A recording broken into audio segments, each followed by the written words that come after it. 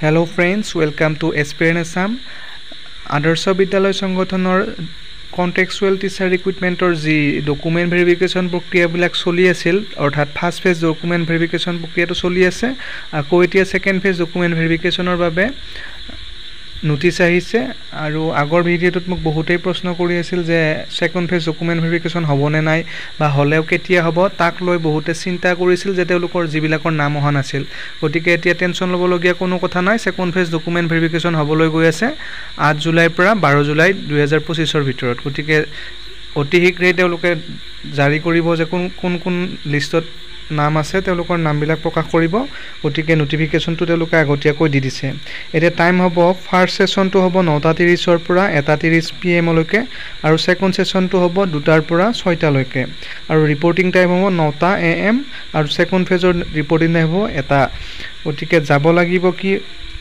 State Office of Adarsh Bidyalaya Sangothon Assam second floor Directorate of Technical Education Assam Kahilipara আছে এই অফিসটো গতিকে যি সকলৰ সেকেন্ড ফেজ ডকুমেন্ট ভেৰিফিকেশনৰ নাম আহিব তেওঁলোকে কাহিলিপাৰা যাব লাগিব 8 জুলাইৰ পৰা 12 জুলাইৰ ভিতৰত সকলোৰে বেলেগ তাৰিখত আহিব ডকুমেন্ট ভেৰিফিকেশন আৰু ইন্টাৰভিউৰ ডেট বিলাক নিজৰ নামৰ এগেইনষ্টত যেটো থাকিব সেই মতে যাব লাগিব গতিকে ইয়াত সেকেন্ড ফেজ ডকুমেন্ট ভেৰিফিকেশন অতি শীঘ্ৰে অহাৰ কাৰণটোৱে হ'ল বৰ্তমান বহুতো প্ৰক্ৰিয়াত বিটিসিতে হওক আসাম গভৰ্ণমেণ্টৰে হওক জিটিবিজিটিৰ বহুত টিচাৰ ৰিক্ৰুটমেন্ট হৈ গ'ল অৰ্থাৎ তেওঁলোকৰ যিবিলাকৰ নাম আহিছে তেওঁলোকটো ইয়াত নাযায় গতিকে তেওঁলোকে এপ্লাই কৰিছিল গতিকে তেওঁলোকৰ ঠাইত যিবিলাকৰ নাম নাহিল তাতে গতিকে তেখেতসকলে ইয়াত এটা ভাল সুবিধা পাব লগতে এলপি ইউপিৰো যি শিক্ষক নিযুক্তি প্ৰক্ৰিয়াৰ ডকুমেন্ট ভেৰিফিকেশন হৈ আছে তাৰ কাৰণে বহুতো ক্যান্ডিডেট নাযাব গতিকে ইয়াৰ এটা ভাল সুবিধা হৈছে যে যিসকলে গভৰ্ণমেণ্ট সাৰ্ভিসত পাই গৈছে তেওঁলোকে ইয়াত যাবলৈ ইচ্ছা নকৰিব গতিকে